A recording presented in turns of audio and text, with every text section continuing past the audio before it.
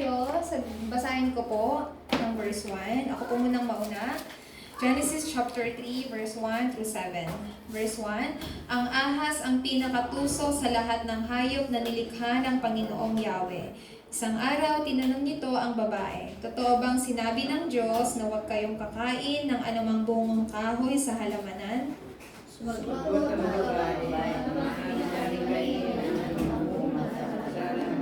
Huwag lamang ang bunga ng puno na nasa gitna niyon. Sinabi ng Diyos na huwag naming kakainin ni hihipuin man ang bunga nito.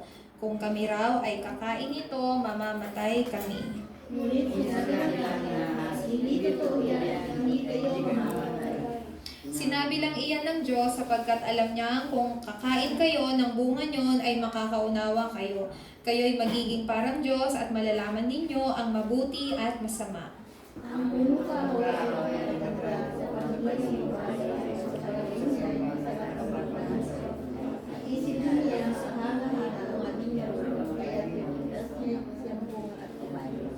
Kumain ito. Sabi niya, kanyang asawa at kumain. Sabay-sabay ko nating basahin sa verse 7. Nagkaroon nga sila ng pagkaunawa matapos kumain. Noon nila nalaman sila'y hubad. Kaya kumuha sila ng mga dahon ng igos. Pinagtahi-tahi nila ang mga ito at ginawang panakip sa katawan. Amen. This time po, upang tayo po ay panalangin for our pastoral prayer, may I call on Deaconess Maria po.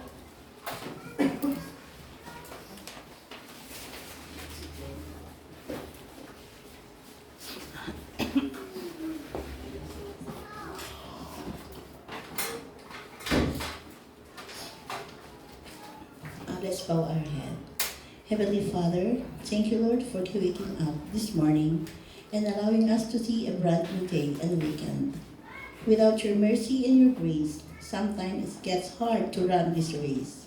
Maraming salamat po, Ama, for guiding us, for guiding our footsteps today. Heavenly Father, please meet the needs of every person who are here. Grant them the desire of their hearts if it lines up with your perfect will for them. Help us to trust and always lean with you, no matter what the enemy is trying to throw our way within. We know that we are covered under the precious blood of Jesus, and for this we are so thankful. In Jesus' name we pray. Amen. Amen. Batiin po natin ang bawat isa. Let us greet each other po. And bless each other. Sabihin po natin, you are the source of blessing. You are the source of blessing. Amen. Amen po. Amen. So once again po, why don't we bless each other this way po? Sabihin po natin, Jesus is the only Christ. Jesus is the only Christ. The solution of all your problems. The solution of all my problems. Tapos sabihin po ninyo, all my problems are finished. All my problems are finished. Amen po? Amen. Always have this confession po. Jesus is the only Christ. All my problems has been finished on the cross. Amen po. So why do we have to give an important confession before God? You know po, because we are God's children. That's why it is really rightful we give our confession po sa Panginoon. Di po ba yung mga bata po, when children or when kids, when they are too young, they are very, very clingy. Masyado po silang po sa atin eh. Ano po yun? Yung laging dikit ng dikit. Di po ba? Kasi, naghahanap po sila ng, kailangan pa po nila ng love ng isang magulang. Yes, lambing po. Pero when they get older po, they are, alam niyo po yun, unti-unti po silang nagdi-distance po sa atin. Pero, yung mga bata po na to, kung ang mga bata po, if they grew up in love po ng parents, they will have no doubt po. Hindi po sila mag-aalinlangan na sabihin po nila yung problems nila, o kaya naman what makes them feel sad, what makes them feel disappointed po. So same with us din po.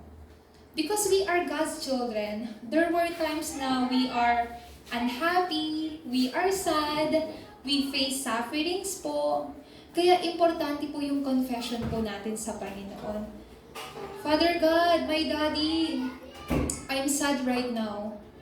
Just like that po, just a normal conversation. Parang nakikipag-usap ka lang sa nanay mo po, no? Ma, may problema ako. Like, Daddy God, I have this problem. Father God, I am sad right now. No, it seems like you are just making this normal conversation po sa Panginoon. So this kind of confession is really important po sa buhay po natin. Kaya nga po, katulad po ng na-mention ko po kanina, there are problems that really makes us feel sad and disappointed po. Kasi wala naman pong problema dito po sa mundo that makes you happy. Pero isa po sa mga characteristic based po sa mga foreigners, sabi nila, ang isa daw po sa characteristic po ng mga Filipinos when facing sufferings po, it seems like na, alam niyo po yun, we are just going on the flow po. Parang sa labas, hindi po tayo malungkot, pero kasi ganun po tayo mga Pilipino, parang happy-happy lang. Di po ba? Parang walang iniisip na problema. But inside of us po, hindi lang siguro ito po ay characteristic po ng mga Pilipino, but siguro yung ibang mga tao rin po. Pero alam niyo po yung pinaka-dangerous po doon, we are just trying to hide it. We are just trying to hide it po. Sinusubukan lang po nating itago, pero kapag hindi na po natin kaya, mag-burst out po tayo. Alam niyo po yung spring, di po ba? The more we push, ito pong yung spring po sa isang bagay po, the more po itong magwawala. So, ganun din po yung buhay po nating mga tao. The more na tayo po ay pinupush para i-hide yung problems natin, then kapag isang pindot lang po sa'yo, sasabog ka. Ganun po tayo pong mga tao. Pero, bakit daw po tayo, why we should really understand po, where do this kind of problems come from po?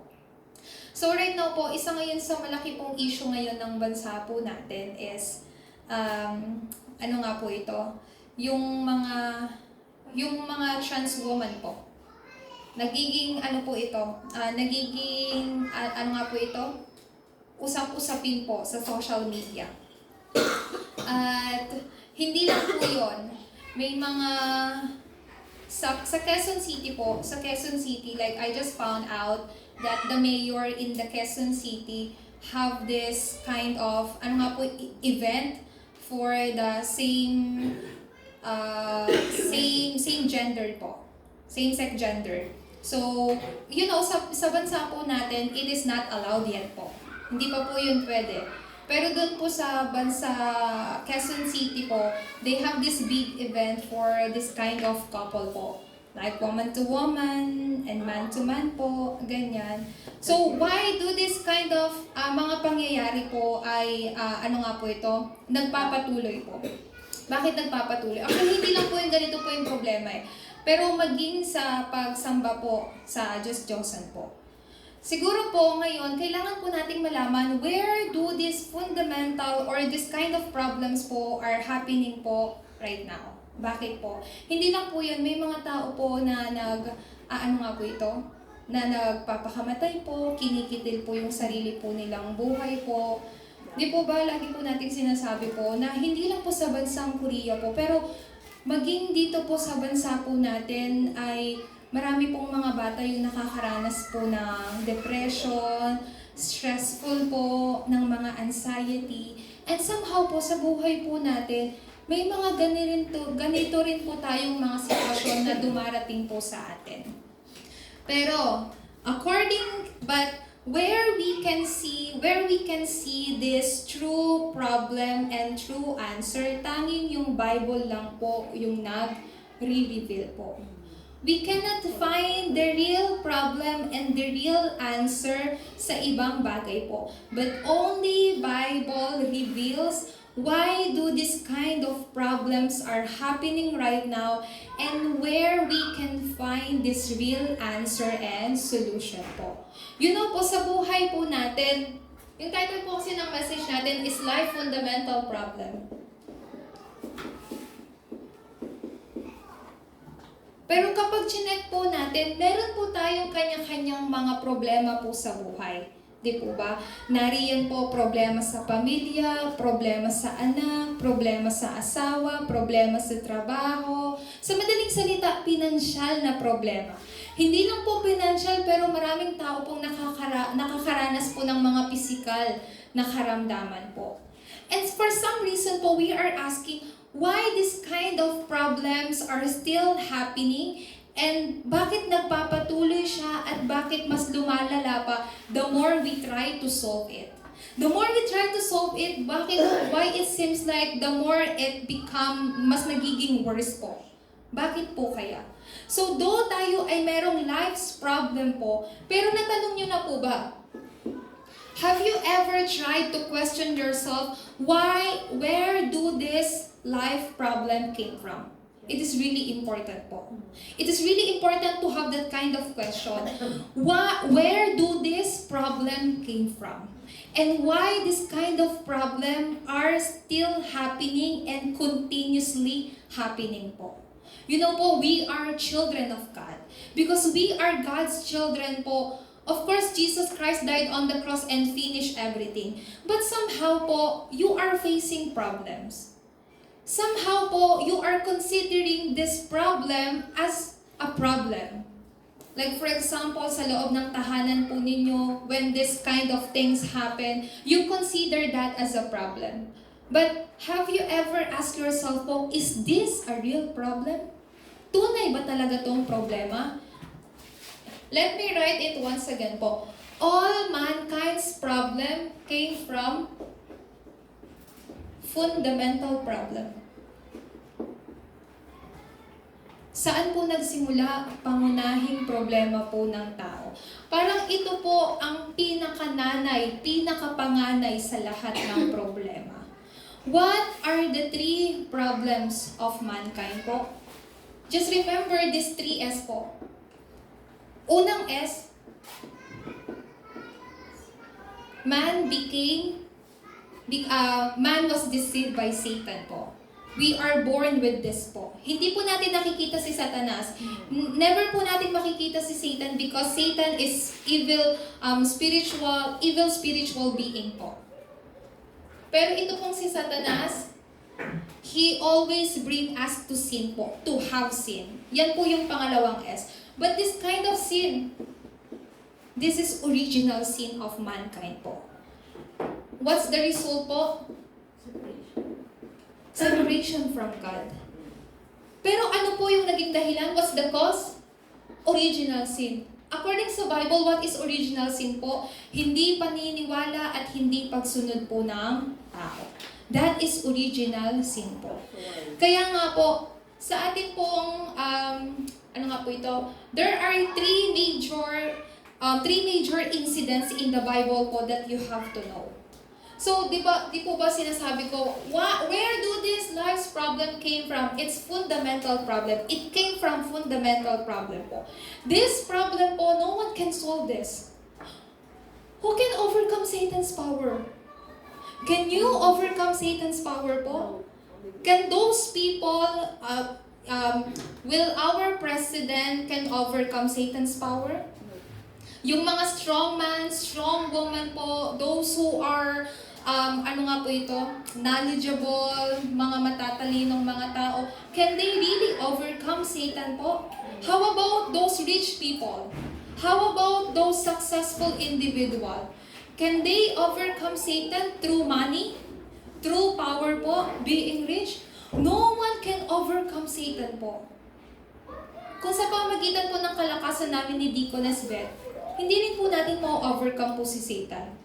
Walang ipinadala po dito sa mundo kahit anong tagapagligtas, kahit anong hero po na nakagapi sa kapangyarihan ni Satanas. Kaya nga po, do not forget this po. People are born with this fundamental problem po. You and I, we cannot solve this fundamental problem sa pamagitan ng kalakasan po natin. Just always remember this. All life's problem came from fundamental problem po. So, there are 3 important incidents in the Bible po. Ang una pong incident po ay sa Garden of Eden po. So what happened in the Garden of Eden po? So everything started from here po. So Genesis 3 verse 1 through 6 po. Kung saan po, they couldn't hear God's word. And it's still happening right now po. They are tempted by Satan po. So everything started from here sa Genesis chapter 3, verse 1 hanggang 6 po. Kung saan hindi po nila narinig ang boses po ng Diyos. Kung saan ang tao po ay napahiwalay po sa Diyos. This is the incident ng Garden of Eden. Pangalawa po, after this happened po, ang pangalawang major event po sa Bible ay yung Nephilim incident po. This was during flood po. Ito po yung time po ni Noah. Kung saan po, ang mga tao po doon, they are being possessed by this evil spirit po. So ano pong ibig sabihin po nito? Lahat po ng tao, they are not just being deceived by Satan, but they are captured ni Satanas po. Ang isang salita po ng captured po ni Satan, they are being slave of Satan. And this is still happening right now po. You really have to open your, kailangan po ninyong buksan yung inyong spiritual na mga mata para makita nyo po anong klaseng mga tao yung mga alipin po ni Satanas. Sa Amerika po, sobrang lala po ng mga ganito pong problema. They have this big organization po. Why? Do they gather po to worship and praise God? No po. They gathered po to be possessed by this evil spirit po. Yan po ngayon yung isa po sa kilusan po sa Amerika. Kaya nga po, yung sa mga adults po natin, yung isip po natin, hindi lang po dapat para dito sa bansa natin. Or kung tayo po hanggang dito lang, we really have to teach our remnants po to see yung estado po ng mundo po natin. So, ano po ito? Nephilim, ibig sabihin po nito, Nephilim, they are being captured or possessed po ng evil spirit. Hindi lang po yan. Pangatlong events po ay, pangatlong incident, yung fall ng Tower of Babel. So during this time yung mga tao, kasi during this Nephilim po, ang Diyos nagpadala po ng malaking baha, tapos lahat po ng tao namatay except lang po sa pamilya po ni Noah. Tapos yung mga taong natira po, ano pong ginawa nila during this Babel Tower po? Incident, gumawa po sila ng pagkataas-taas po na building kasi sinasabi nila, para hindi na daw po sila, ano nga po ito? Mawala po sa mundo. Alam niyo po kung anong ibig sabihin nun? Yung Tower of Babel po means you are challenging God. Sinusubukan po natin ang Panginoon. So, before they finish this Tower of Babel, God destroy it. Kasi ano pong sabi nila? Let's make name for ourselves. Gumawa tayo ng sarili nating pangalan. Yung makakalat sa buong mundo po. Kailangan nyo pong malaman po yung these three major incident po sa Biblia so that you won't be deceived by Satan po. Until now, these are happenings po. People cannot hear the voice of God. People are being captured and enslaved po ni Satan. And until now, people are trying to challenge against God. Ano po yung buhay po nila? Ngayon po, di po ba, just this, ano nga po ito? Monday hanggang Thursday po, I went to Manila and we had this evangelism camp po. Sa lugar po ng Cavite, sa General Trias, tapos po sa NHA Muntinlupa po. And you know po, some of those Korean teams, they testify po.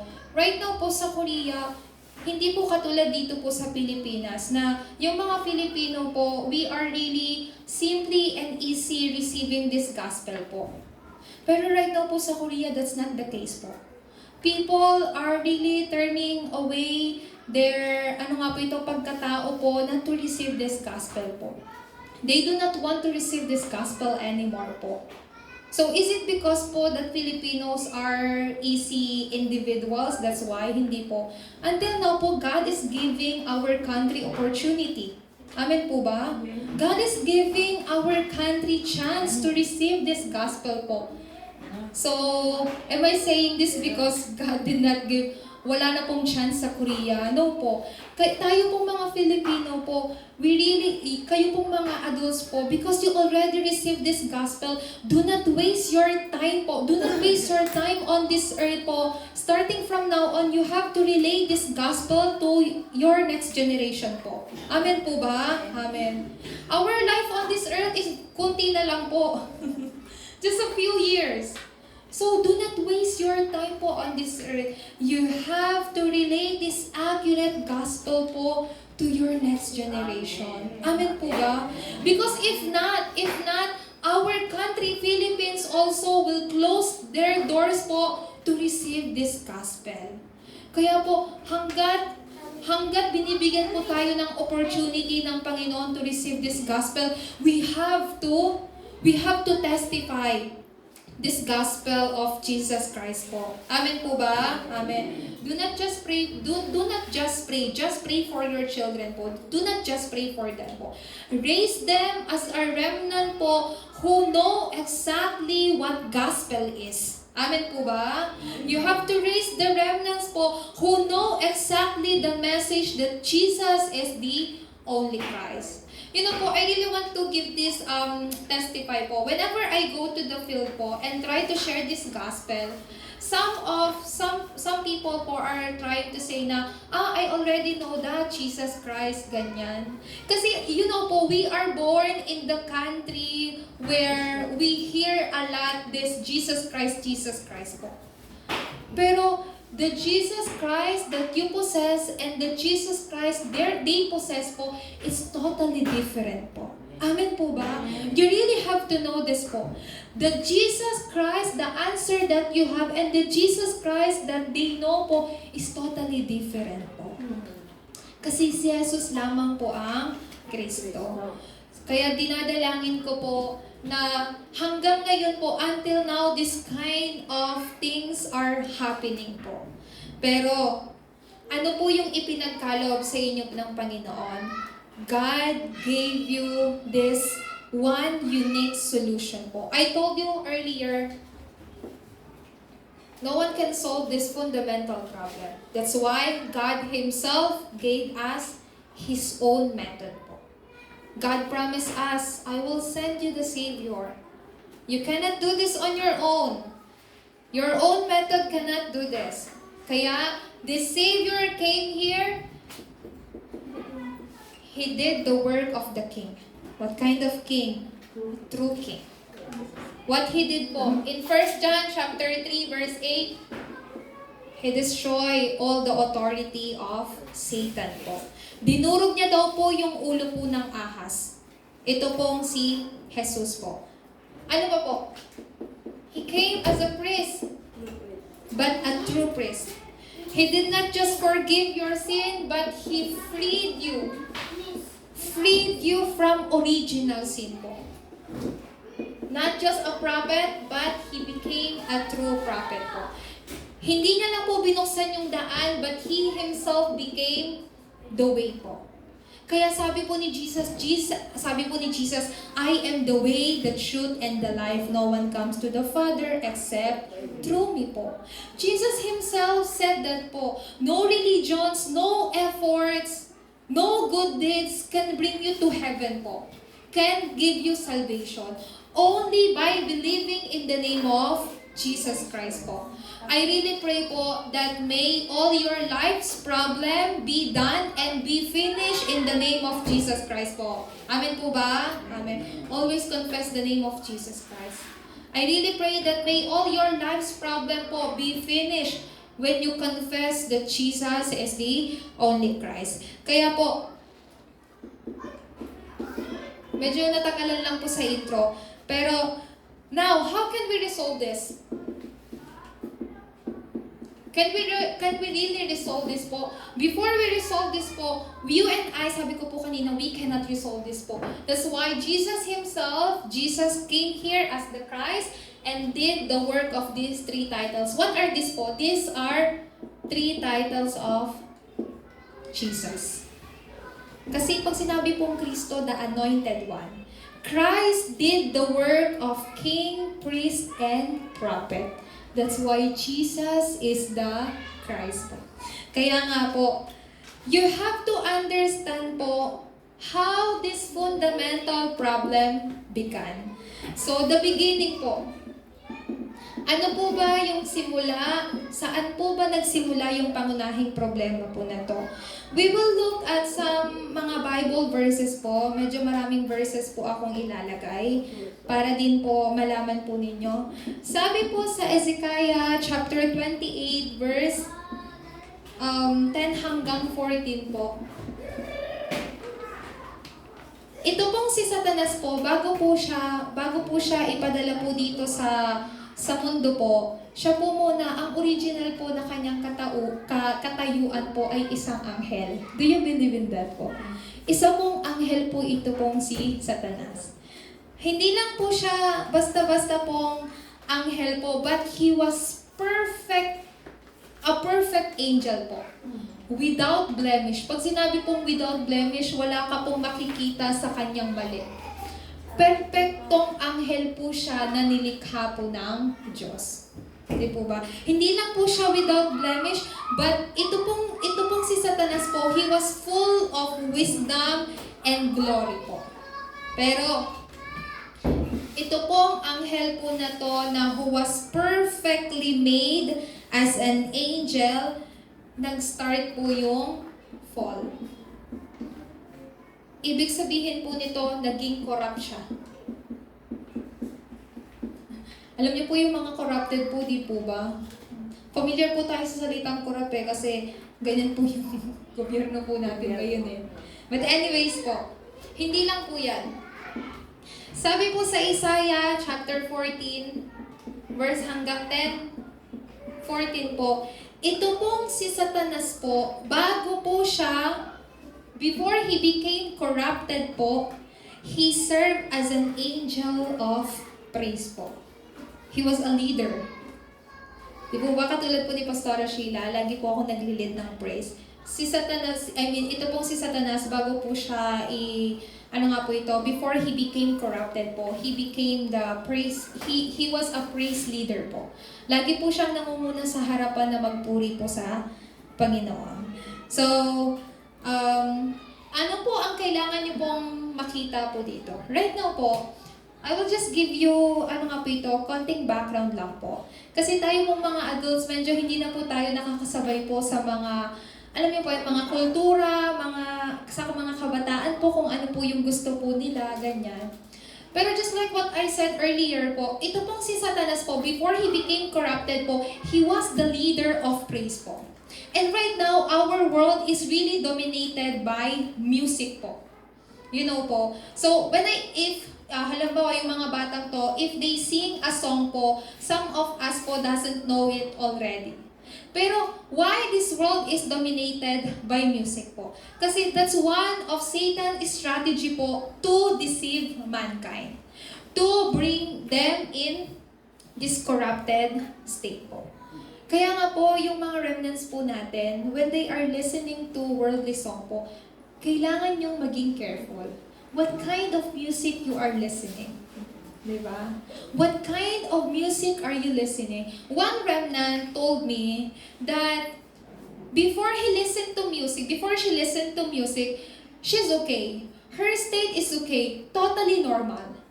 But after she listened to one certain music, suddenly she feels, alam niyo po yun, she feels like down. She feels, she doesn't know the reason, but she feels sad.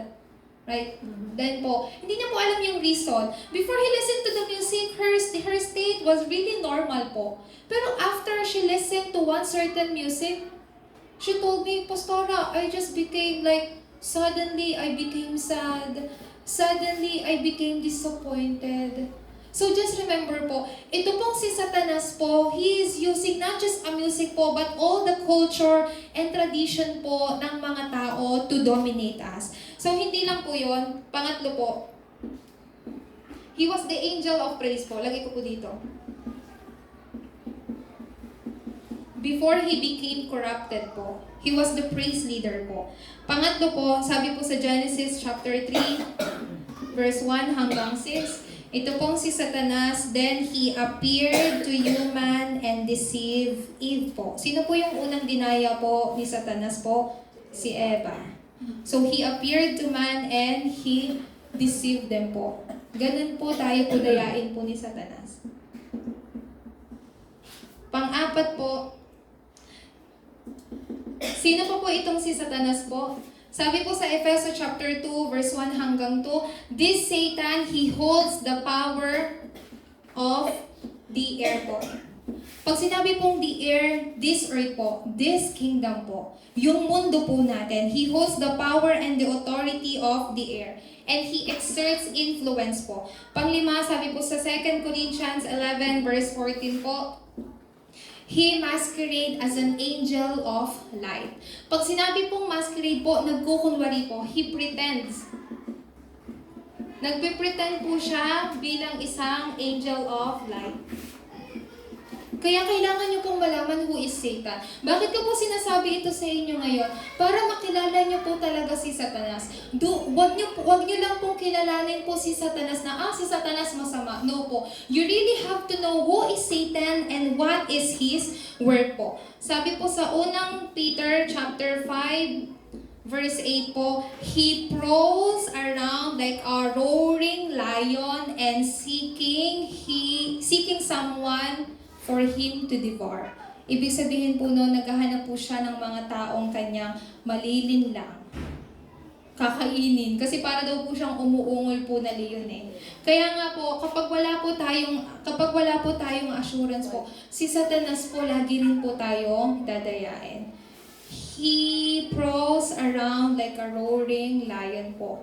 Naghahanap po siya daw ng kanyang mabibiktima.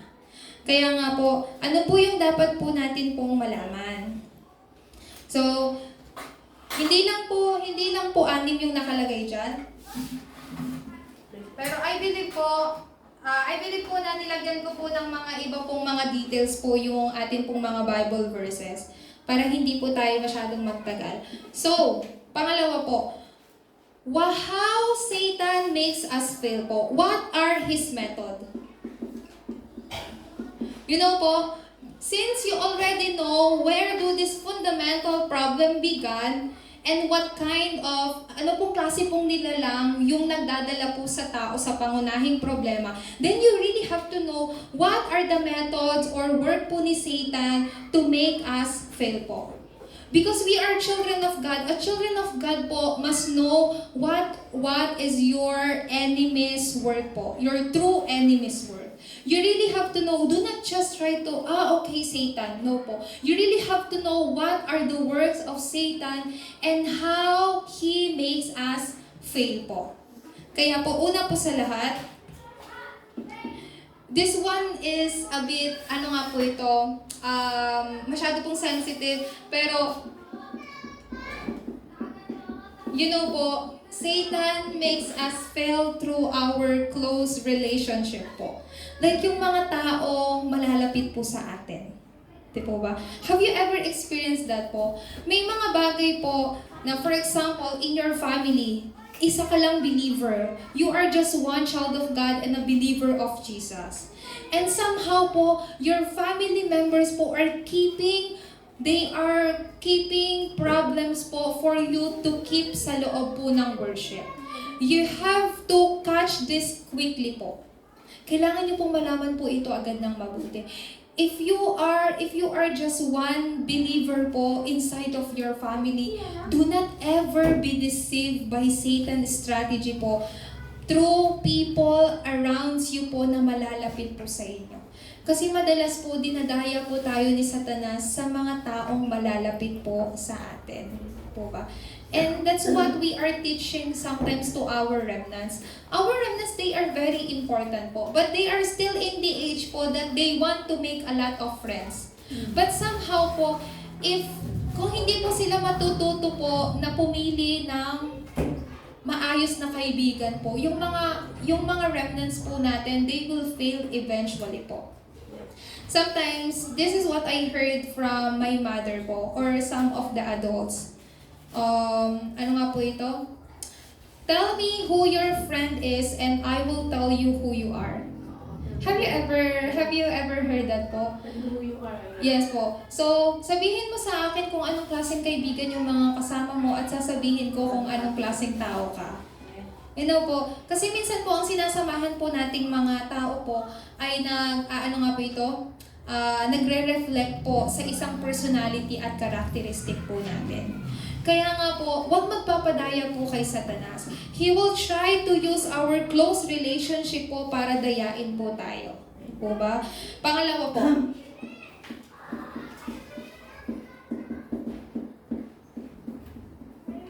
Satan always use these negative words po. Laging negatibong mga salita po. So, ulitin ko po, ito pong si Satanas po, Satan constantly uses yung close relationship po to destroy us. Before he went to Eve, ano po yung ginamit po ni Satanas? Serpent. Kasi yun po yung malapit po sa kanya. And this serpent po went to Eve. Kasi ito pong serpent po na to si Satanas. And that was the time na na-destroy po si Eva tapos si Adan. Pangalawa po, the negative words. Sabi po sa Genesis chapter 3, verse 1 po, ito pong si Satanas always speaks negatively po. Binasa po natin sa Genesis chapter 3, verse 1 hanggang 2 po, verse 1 hanggang 2, sinabi po ni Satanas, Satan asked them, Did God really say? Did God really say that you must not eat from the tree of the knowledge of good and evil? Sinabi niya. Yun po yung sinabi po ni Satanas. He really changed the word of God po. He really changed this covenant po ng Panginoon. Kasi ang sabi ng Panginoon, You shall not eat it, for when you eat of it, you will surely die. Pero Satan asked if, Did God really say? Talaga bang sinabi ng Diyos? Di po ba? So, Satan always speaks negatively po. Like for example, God told you, Luz, you are my child.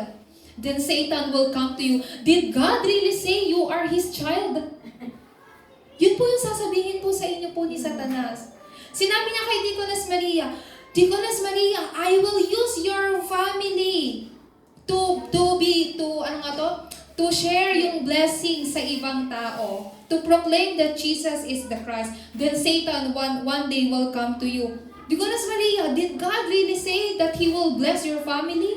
Yes. If you don't have the assurance po, you might agree with Satan. But if you have the assurance, then you have to boldly say, just like what Samonim said, yes! Just yes, like that po. So just remember po, Satan always speaks negatively. Do not be deceived by Satan po. At pangatlo po, ano nga po ito? Mali pala. Conformity po, to agree. You know po, most of us, these negative words are made to agree. You know po, sometimes po pag sinabi niya na, ano nga po ito? Mahina ka. You are weak. Yes, I'm weak. You are poor. Yes, I'm poor. I don't have money. Because negative words are made to agree po. Ang negatibong salita po ay ginawa po para umoo lang tayo ng umoo. Di po ba? Pero when some people po told you some positive words, it is really hard to believe po. Di po ba? When we are raised sa family po na puro negatibo ang sinasabi po sa atin. Kaya nga po, wag pong magpapadaya po kay Satanas po. So, nung si Satanas po, inas niya si Eva, did God really say that you cannot eat the fruits na pinagbabawal po sa inyo? Ano pong sinabi po ni Eva?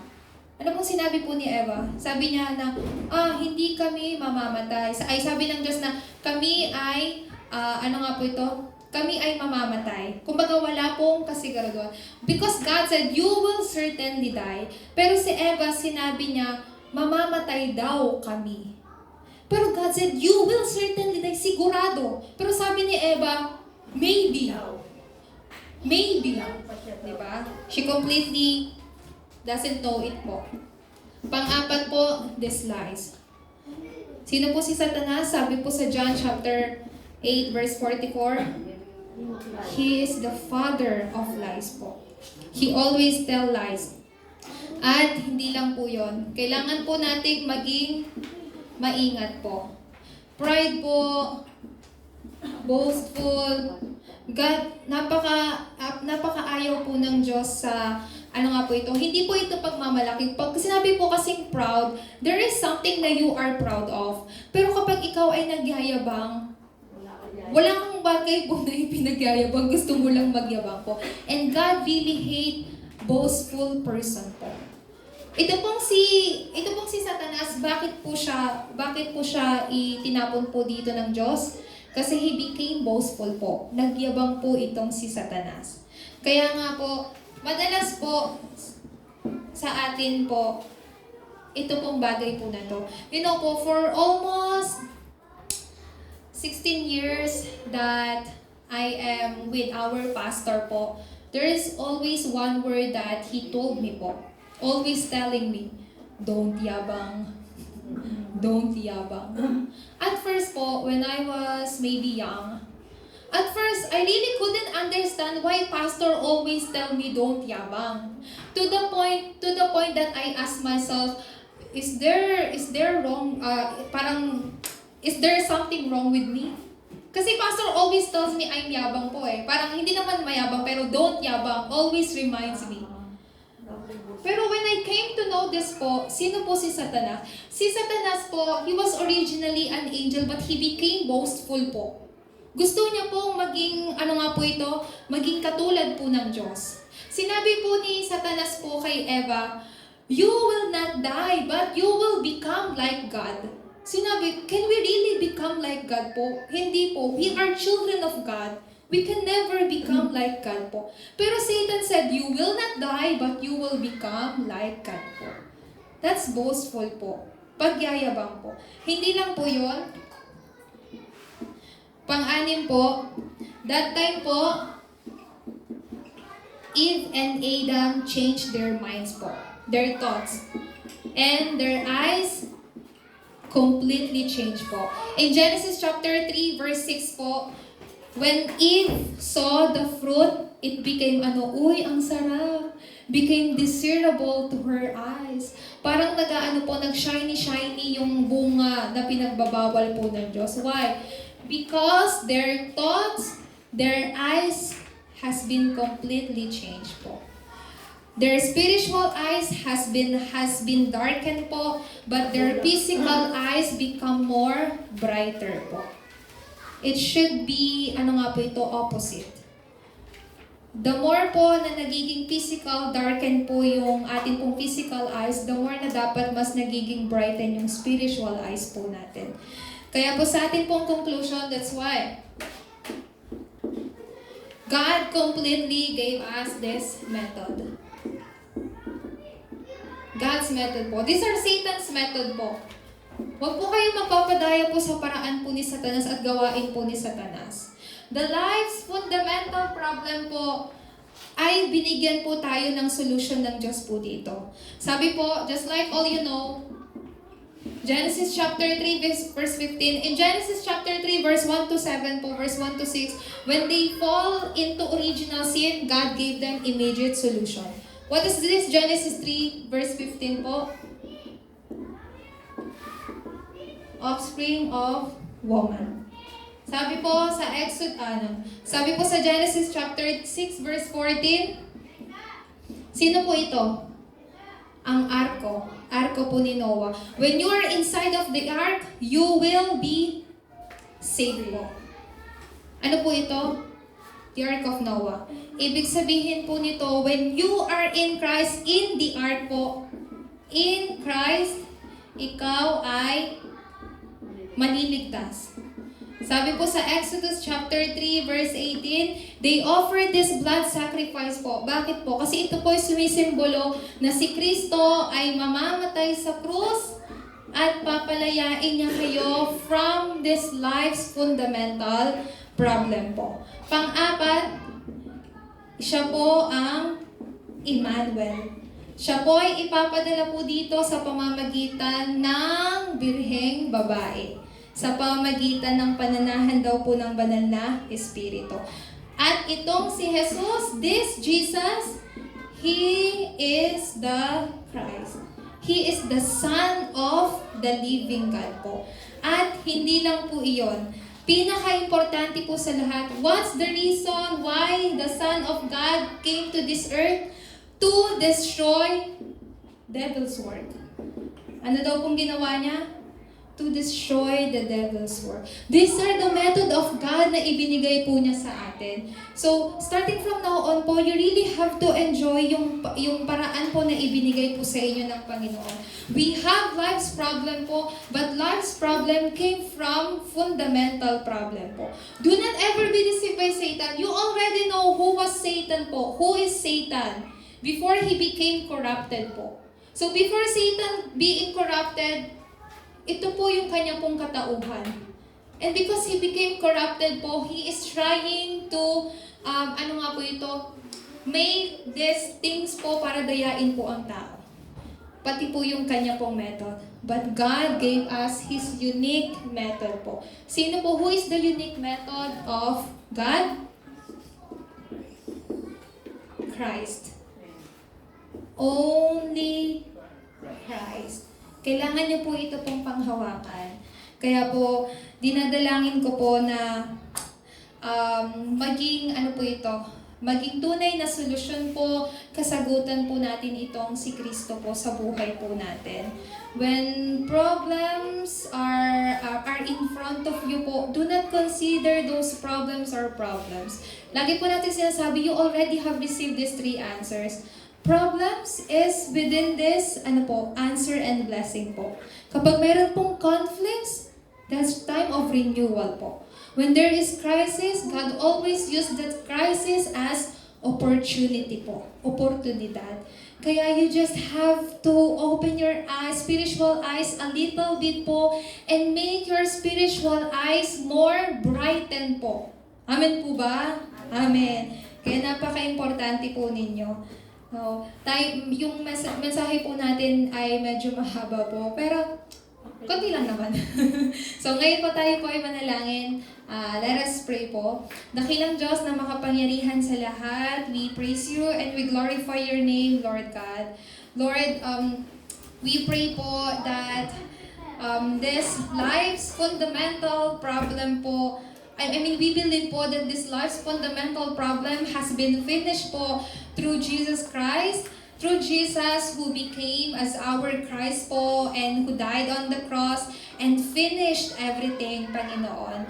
Lord, nananalangin po ako, patuloy po akong nananalangin at ang bawat isa po sa amin na may we always hold onto only Christ po bilang aming natatanging solution po. Not to be deceived by our surroundings, but to really see Christ as our own answer and unique solution po to testify this sa iba rin pong mga tao. Ito po ang aming dalangin sa tanging pangalan ni Jesucristo.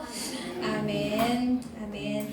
So, nananalangin po ako. I really pray po that throughout this week po, may we be able to find and enjoy the answer of only Christ who became our own solution po.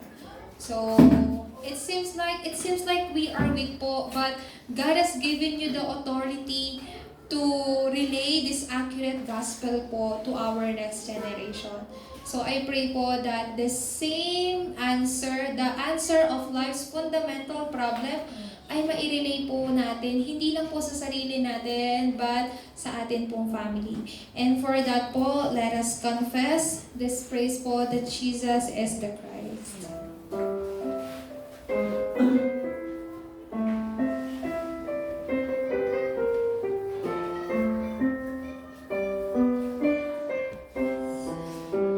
One day